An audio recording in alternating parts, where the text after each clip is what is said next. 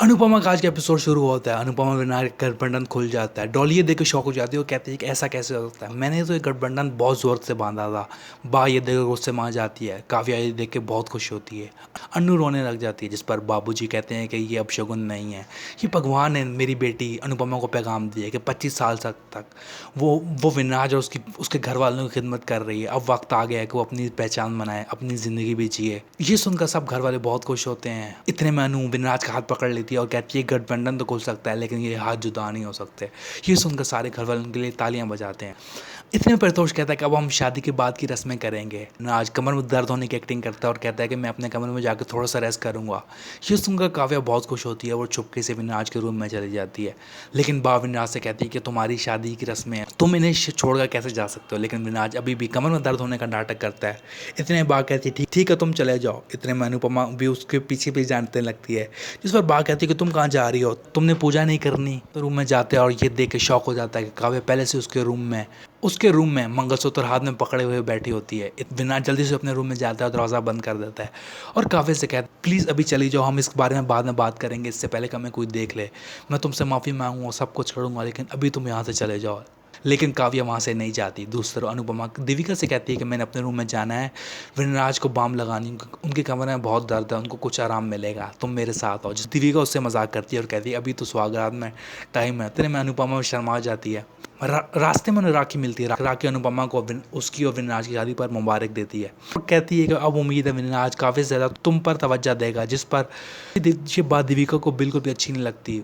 अनुपमा उसको समझाती है और कहती है कि राखी बहन ऐसी बातें करती रहती हैं, जिस पर देविका कहती है कि राखी कुछ भी बात करे लेकिन तुम्हारे पति का नाम किसी और औरत के साथ ना जोड़े। जिस पर अनुपमा कहती है कि मुझे विनराज पर पूरा भरोसा नहीं है। मैं देविका और अनुपमा के रूम में जाने वाले होते हैं कि रास्ते में समर आता है। समर अनुपमा से कहता है कि आपने सबके साथ तस्वीरें खिंचवाई हैं लेकिन मेरे साथ नहीं। इतने में देविका उनकी तस्वीर खींचती है। दूसरी तरफ काव्य विनाज पर गुस्सा कर रही होती है और कहती है कि तुमने मुझे धोखा दिया, मैं पिछले 8 साल से तुम्हारे लिए दूसरी औरत बनकर रह रही हूँ। मैंने तुमसे एक चीज़ मांगी थी कि तुम अनुपमा से पहले मुझसे शादी कर लो, लेकिन तुमने मेरी वो बात ही नहीं मांगी। तुमने मुझे अकेला छोड़ दिया, सब लोगों के सामने मुझे बेइज्जत किया। मंदिर में सब लोग मुझ पर हंस रहे थे लेकिन मैं फिर भी वहाँ खड़ी रही क्योंकि मुझे तुम पे भरोसा था कि तुम आओगे, लेकिन तुम नहीं आए, तुमने मुझे धोखा दिया है। काव्या बहुत गुस्से में होती है और वो चीज़ें तोड़ने फोड़ने लग जाती है। विनाश उसे समझाने की कोशिश करता है लेकिन काव्या उसकी बात नहीं मानती और कहती है कि तुम अभी चलो, अभी जाके सब घर वालों को बता दो कि तुम मुझसे प्यार करते हो। विनाश कहता है कि बताने से क्या होगा, तुम्हें क्या लगता है कि बताने के बाद सारे घर वाले मुझे तुम्हारे साथ रहने देंगे? मेरे बच्चे बड़े हो गए हैं और वो तुम्हें मेरी ज़िंदगी में कभी भी एक्सेप्ट नहीं करेंगे। हमें जोश में कुछ ऐसा कदम नहीं उठाना चाहिए जिसकी वजह से ये सब कुछ ख़त्म हो जाए। काव्या विनराज की बात सुनने के साथ साथ पीछे से दरवाजे की कुंडी खोल देती है। विनराज काव्या को समझाता है, आखिरकार काव्या मान जाती है।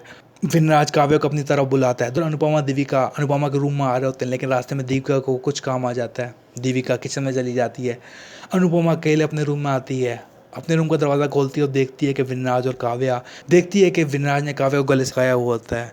विनराज काव्या से आई लव यू कहता है और ये देखकर अनुपमा शौक रह जाती है। विनराज काव्या को बेड पर लिटाता है।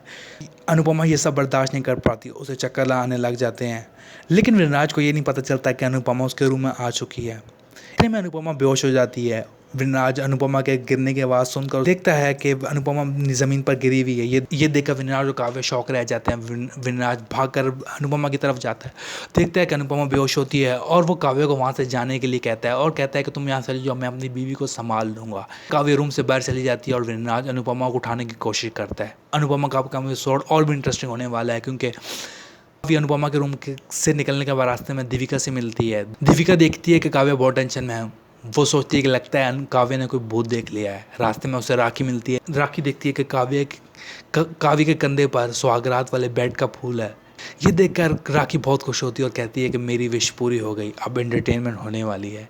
राखी सब घर वालों को बुलाती है। समर भागता हुआ अनुपमा के रूम में आता है, देखता है कि उसकी माँ बेहोश पड़ी हुई है। ये देखकर वो रोने लग जाता है। अगर आपको ये वीडियो पसंद है तो लाइक ज़रूर करें और हमारे चैनल को सब्सक्राइब करें।